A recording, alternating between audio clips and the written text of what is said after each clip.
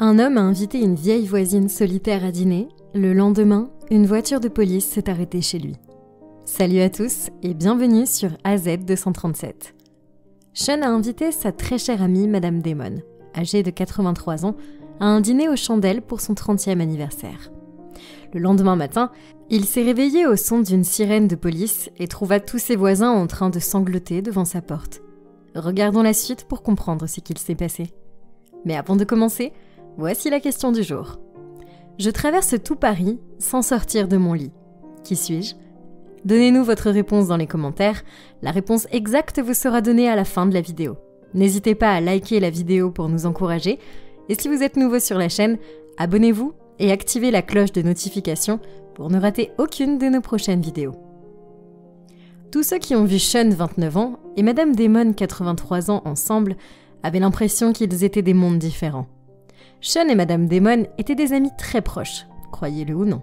Ils ont commencé à se connaître il y a 6 mois lorsque Sean a vendu la maison de son défunt père et s'est installé dans un quartier calme de la ville. Madame Damon vivait à côté de lui et, contrairement aux autres, ne parlait jamais beaucoup à personne.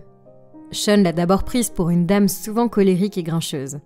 Au départ, ils échangeaient de vagues salutations sympathiques, comme « bonjour » et « comment allez-vous », puis poursuivaient leur journée. Rien de spécial.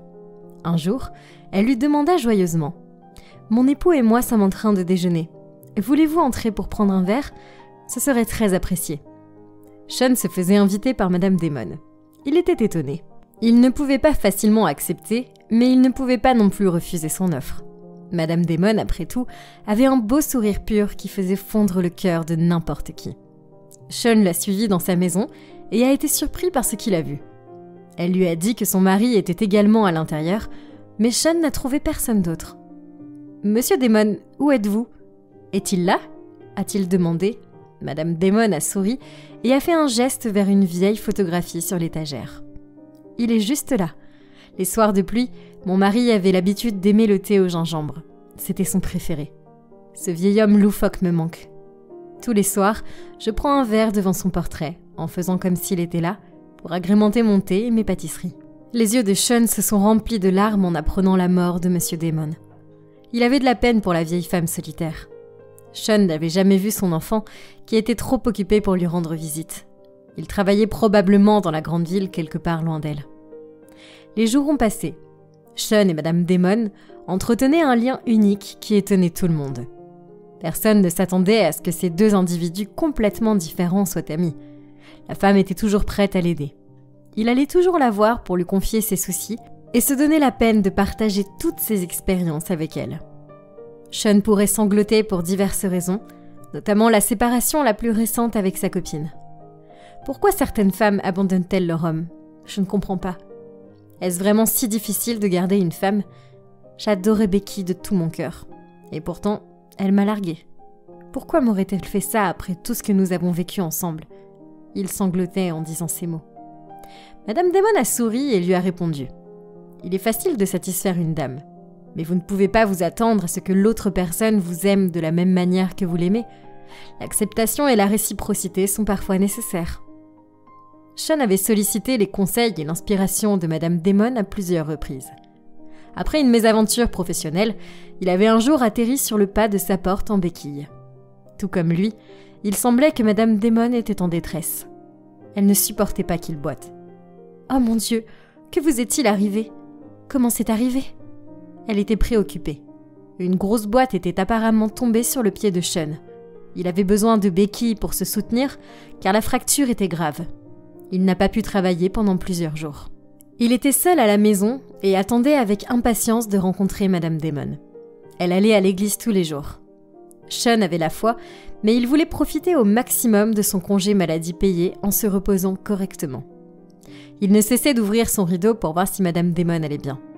Sa maison n'était qu'à quelques mètres de la fenêtre de sa chambre. Elle était donc bien visible. Pourquoi Madame Damon n'est pas encore rentrée de sa sortie ? S'est-il interrogé en voulant composer son numéro. Je vais l'appeler. Ah, j'allais oublier. Elle est sans téléphone. Après avoir bien réfléchi, il est revenu des heures plus tard et a découvert que sa maison était toujours ouverte. Il avait prévu de cuisiner un dîner pour Madame Damon. Comme c'était son 30e anniversaire, il voulait lui dédier la soirée. Par conséquent, il n'a demandé à aucun de ses amis de venir boire un verre ou faire la fête. Madame Damon appréciera sans doute la dinde que j'ai préparée. Une table chargée d'un souper et de desserts délectables lui faisait face. Il est sorti joyeusement de chez lui pour inviter Madame Damon à dîner, sans savoir que ce serait son dernier repas. « Madame Damon, merci beaucoup. Je vous ai attendu toute la journée. S'il vous plaît, accompagnez-moi. J'ai une surprise pour vous. » Sean l'a escortée dans sa salle à manger. « Ça sent merveilleusement bon. À mon avis, c'est quoi le problème aujourd'hui, fiston ?» a-t-elle demandé. « Mon anniversaire est aujourd'hui. » « Anniversaire ?» La femme âgée était surprise et n'a pas pu s'arrêter de pleurer. Elle a pris Sean dans ses bras et l'a embrassé sur la joue, lui souhaitant bonne chance et richesse pour le reste de sa vie. Sean avait préparé les meilleurs plats qu'il pouvait pour sa vieille amie. C'était le repas le plus mémorable qu'ils aient jamais eu au dîner. « Ce jour est très étonnant. Comment fais-tu pour cuisiner si bien, mon fils ? Cela me rappelle mon bien-aimé. Il avait l'habitude de préparer des repas pour moi. » Madame Damon sanglotait en mordant dans sa dinde. Après le divorce de ma mère avec mon père, je suis retournée vivre avec mon père. Il est mort l'année dernière et je suis seule depuis. « Oh, pauvre jeune homme, ne prétends pas être tu seul quand tu m'as. Viens là. » Madame Damon a pris Sean dans ses bras, lui apportant la chaleur et les soins dont il avait tant besoin et qui lui avaient manqué toute sa vie. Après leur copieux dîner, Sean a conduit Madame Damon à sa résidence. Elle est entrée et s'est retournée pour dire au revoir, son sourire doré brillant dans ses yeux. Sean ne reverrait plus jamais ce beau sourire. Le lendemain matin, il a été réveillé en sursaut par une sirène devant sa résidence. Il était déconcerté lorsqu'il a remarqué que la maison de Madame Damon était anormalement remplie. Il a enfilé son pantalon et ses chaussures et a franchi la porte en boitillant sur ses béquilles pour le découvrir. Il a également remarqué un véhicule de police à l'extérieur. Un policier s'est approché de lui et l'a salué. « Monsieur Turner ?» a demandé l'officier. « Oui, officier, c'est moi. Que se passe-t-il ? Pourquoi tant de gens vont et viennent de la maison de Madame Damon ?» Sean était effrayé. « Je suis son enfant. Ma mère m'a beaucoup parlé de vous, mais je n'ai pas trouvé le temps de venir vous voir, » a dit l'officier. « Bonjour, officier. Je suis ravie de vous rencontrer, mais Madame Damon ne m'a jamais informé de votre venue. Et pourquoi sa maison est remplie de tous ces gens ? Pourquoi tant de gens pleurent ?» Sean était inquiet.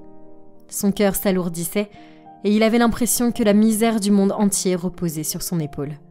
Madame Damon est morte dans son sommeil la nuit précédente.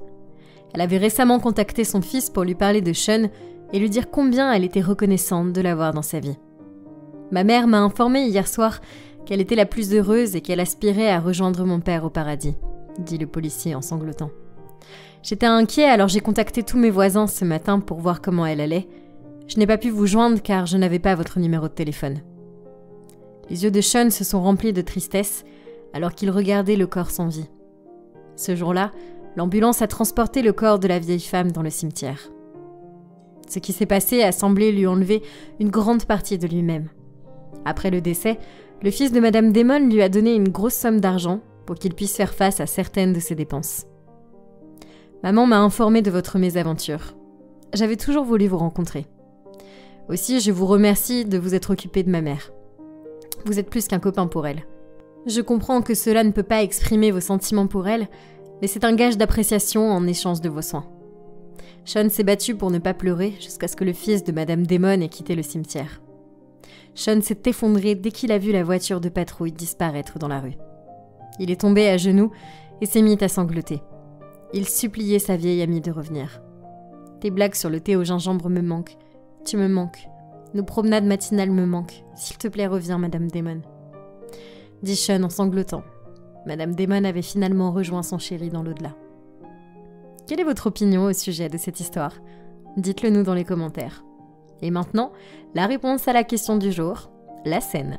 Bravo à tous ceux qui ont trouvé la bonne réponse. Nous voici arrivés au terme de cette vidéo. Merci de l'avoir regardée jusqu'à la fin. Surtout n'oubliez pas de la liker et de la partager autour de vous. À très bientôt sur AZ237.